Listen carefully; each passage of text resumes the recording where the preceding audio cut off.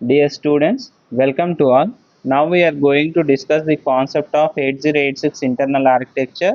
It is mainly divided into two units. Okay, first one is the BIU, second one is the EU.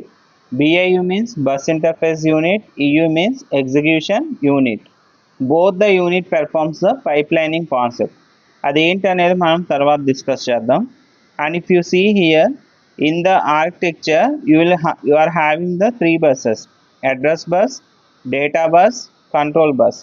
ఈ buses గురించి బ్రీఫ్గా చెప్పుకోవాలంటే, address bus ఎందుకు, ఏదైతే డివైస్కి connect అవ్వాలనుకుంటున్నామో దాని అడ్రస్ని మనం సెండ్ చేస్తే ఆ డివైస్ అనేది కనెక్ట్ అవుతుంది. వన్స్ ఆ అడ్రస్తో ఉన్న డివైస్ కనెక్ట్ అయిన తర్వాత డేటా బస్ ద్వారా డేటాని ట్రాన్స్ఫర్ చేస్తాం.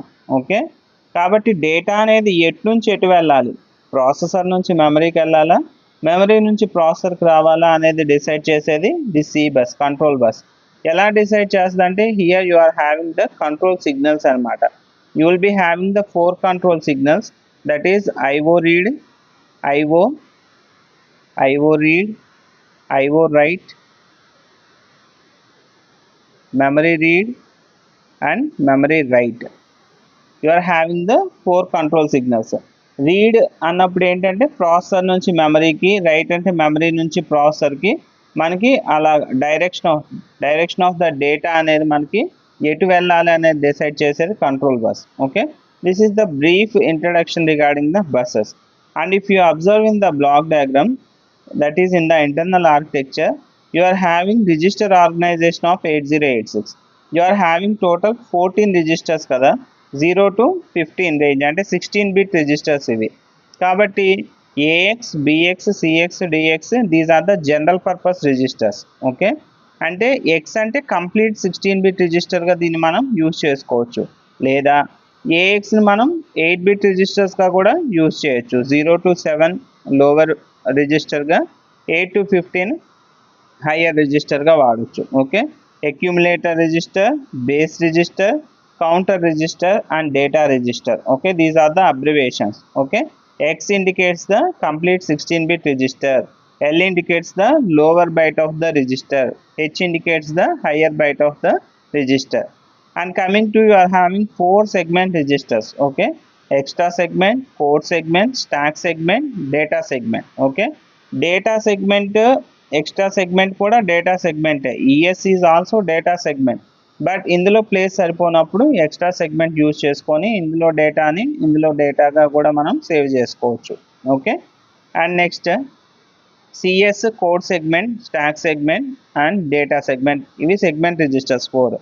And next pointer and index registers 5 ఉంటాయి మనకి, SP, BP, IP, SI and DI. అంటే stack pointer, base pointer, instruction pointer.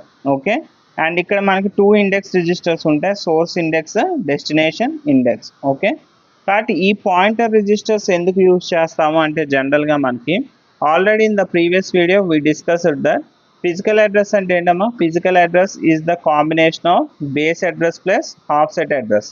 అవునా, ఫిజికల్ అడ్రస్ ఎన్ని bits, 20 bits, base address 16 bits plus 16-bit offset address. అవునా, కాబట్టి ఈ 16-bit రిజిస్టర్స్ యూజ్ చేసి మనం 20-bit అడ్రస్ని ఫైండ్ అవుట్ చేయాలి. అవునా, ఫిజికల్ అడ్రస్ అంటే to locate the exact memory location కోసం ఈ రెండు యూజ్ చేస్తాం. అయితే ఈ బేస్ అడ్రస్లు ఎందులో ఉంటాయి, ఈ ఆఫ్సెట్ అడ్రస్లు ఎందులో ఉంటాయంటే, ఫస్ట్ సెగ్మెంట్ రిజిస్టర్స్ తీసుకుంటే CS and one more is DS and another one is the SS. ఈ సిఎస్, ఈ సెగ్మెంట్ రిజిస్టర్స్లో ఎవరు ఉంటారంటే బేస్ అడ్రస్లు ఉంటాయి. ఓకేనా, all the base addresses will be in the segment registers. మరి వీటికి కరస్పాండింగ్ ఆఫ్సెట్ అడ్రస్లు ఎందులో ఉంటాయి అంటే మనకి పాయింటర్స్లో ఉంటాయి. సిఎస్ వచ్చేసరికి ఏ పాయింటర్ యూజ్ చేస్తాం అంటే ఇన్స్ట్రక్షన్ పాయింటర్ ఐపీ యూజ్ చేస్తాం, అండ్ డిఎస్కి వచ్చేసరికి బేస్ పాయింటర్ యూజ్ చేస్తాం, స్టాక్ వచ్చేసరికి ఎస్పీ. ఓకే, అంటే ఇందులో బేస్ అడ్రస్లు ఉంటాయి, ఇందులో ఆఫ్సెట్ అడ్రస్లు ఉంటాయి అన్నమాట. ఓకే, ఈ రెండు కలిస్తేనే you will be getting the 20-bit physical address. అంటే కరెక్ట్గా ఎక్కడుంది మెమరీ ఐడెంటిఫై చేయాలంటే ఈ రెండు కావాలి. ఈ రెండు ఎందులో ఉంటాయి, సెగ్మెంట్ రిజిస్టర్స్లో ఏమో బేస్ అడ్రస్లు, పాయింటర్ రిజిస్టర్స్లోనేమో ఆఫ్సెట్ అడ్రస్లు ఉంటాయి. Okay, and these all about the register organization of the 8086. చాలా డీటెయిల్గా వెళ్ళొచ్చు. In the next video I will cover, but ఆర్కిటెక్చర్కి లిమిట్ చేయాలి కాబట్టి కొంతవరకు మనం ఇక్కడ లిమిట్ చేయొచ్చు.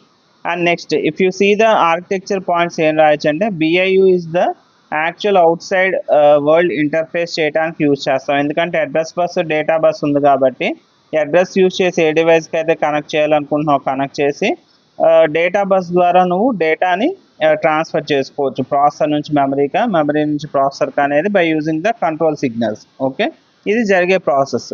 అయితే మనకి ఇక్కడ bus interface unit, execution unit రెండు కూడా కంబైన్డ్గా పైప్ లైనింగ్ కాన్సెప్ట్ ఇస్తాయి అని చెప్తున్నాం. పైప్ లైనింగ్ అంటే ఏంటి? Fetch, decode, execute. అంటే ఇది ఏం చేస్తుంది? ఇన్స్ట్రక్షన్ బైట్ క్యూ మనకి మెమరీ ఇంటర్ఫేస్ నుంచి ఒక 6 bytes ఆఫ్ మెమరీ, ఇందులో మనకి ఏంటి బైట్స్లో ఉంటాయి అన్నమాట. కమర్షియల్గా మనకి మెమరీ బైట్స్లో అవైలబుల్గా ఉంటుంది. ఆ బైట్స్లో ఒక 6 bytes ఆఫ్ మెమరీని ఫెచ్ చేసుకొని క్యూలో పెడుతుంది. Okay, this is called as instruction stream byte queue. Okay, memory interface నుంచి ఒక 6 bytesని ఫెచ్ చేసుకొని క్యూలో ప్లేస్ చేస్తుంది. క్యూ అంటే ఏంటి? మనకి ఇక్కడ ఫస్ట్ ఇన్ ఫస్ట్ అవుట్. అంటే ఈ క్యూలో ప్లేస్ చేసుకోవడం వల్ల 6 bytes ఎట్ ఏ టైం మనం ఫెచ్ చేసుకోవడం వల్ల స్పీడ్ ఆఫ్ ఆపరేషన్ అనేది ఇంక్రీజ్ అవుతుంది. Okay, that is the important feature of the 8086. ఇక్కడ 1 ఎగ్జిక్యూట్ అవుతుంది అనుకోండి, 7 యాడ్ అవుతుంది. నెక్స్ట్ 2 అవ్వగానే 8, అలాగే యాడ్ అవుతూ ఉంటే ఇది 1 by 1 తీసుకుంటూ ఉంటుంది. అది advantage of the instruction byte queue. ఇది ఫెచ్ చేసిన తర్వాత ఇక్కడ డికోడ్ ఆపరేషన్ అనేది కంట్రోల్ సిస్టమ్స్లో చేస్తాం. ఓకేనా, డికోడింగ్ జరిగిన తర్వాత దీన్ని ఏం చేస్తుంది అంటే ఎగ్జిక్యూషన్ యూనిట్కి ఇస్తాం. ఎగ్జిక్యూషన్ అంటే ఏంటి? ఇప్పుడు ఎడిషన్, సబ్ట్రాక్షన్ చేయాలంటే ఎగ్జిక్యూషన్ యూనిట్ ALUనే కదా చేస్తుంది. కాబట్టి ALU యూజ్ చేసి మనం ఇక్కడ ఎగ్జిక్యూషన్ అనేది చేస్తాం. And one more important point ఏంటంటే ఎప్పుడు కూడా ALU కింద ఫ్లాగ్ రిజిస్టర్ ఉండాలి. కొన్ని టెక్స్ట్ బుక్స్లో PSW అని కూడా ఉంటుంది మనకి కంట్రోలర్స్లో. ప్రోగ్రామ్ స్టేటస్ కోడ్ అన్న ఫ్లాగ్ రిజిస్టర్ అన్న ఒకటే. ఇట్ ఈస్ ఆఫ్ 16-bit మనకి. This will we going to cover in the next lecture. Okay, flags ఎప్పుడు కూడా ALU కింద ఉంటాయి. ఎందుకంటే ఎడిషన్ జరిగినప్పుడు ఏమొస్తాయి? క్యారీ, ఓవర్ఫ్లో, ఇలా సైన్డ్ ఇవన్నీ వస్తాయి కదా. ఇవన్నీ ALU కింద ఉన్న ఫ్లాగ్ రిజిస్టర్లో స్టోర్ అవుతాయి.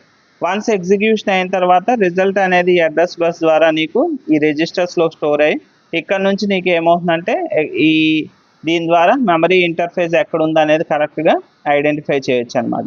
అంటే 6 bytesని ఫెచ్ చేసుకొని డికోడ్ చేసుకొని ఎగ్జిక్యూట్ అయ్యాక అది ఎక్కడ ప్లేస్ చేయాలనేది నువ్వు ఇచ్చే అడ్రస్ పెట్టి ఆ లొకేషన్ దగ్గర అది స్టోర్ అవుతుంది. ఓకే, ఈ విధంగా మనకి ఇంటర్నల్ ఆర్కిటెక్చర్ అనేది ఆపరేషన్ అనేది జరుగుతుంది. ఓకే, అయితే ఇక్కడ without pipe lining concept, with pipe lining. అసలు పైప్ లైనింగ్ లేకపోతే ఏమవుతుంది, పైప్ లైనింగ్ ఉంటే ఏమవుతుంది అనేది చూద్దాం.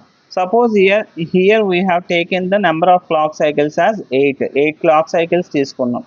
స్టేజెస్ ఏంటమ్మా మనకి? Fetch, decode, execute. ఈ స్టేజెస్ అనేవి చేంజ్ అవుతూ ఉంటాయి ప్రాసెసర్కి, కంట్రోలర్కి. అప్ టు 18 స్టేజెస్ వరకు కూడా ఉంటాయి అన్నమాట. ఓకే, అది ప్రాసెసర్ డిపెండ్ అవుతుంది. సింపుల్ ఆపరేషన్ కోసం here we have taken the 3 stages. First మనం ఒక్క ఇన్స్ట్రక్షన్ ఎగ్జిక్యూట్ అవ్వడానికి 20 milliseconds అనుకోండి. ఓకే, ఒక ఇన్స్ట్రక్షన్ ఎగ్జిక్యూట్ అవ్వాలంటే 20 milliseconds టైం పడుతుంది అనుకో. ఫస్ట్ క్లాక్ సైకిల్ ఏమవుతుంది? Without pipe line. First clock సైకిల్లో I1 ఫెచ్ అవుతుంది. నెక్స్ట్ క్లాక్ సైకిల్లో I1 డికోడ్ అవుతుంది.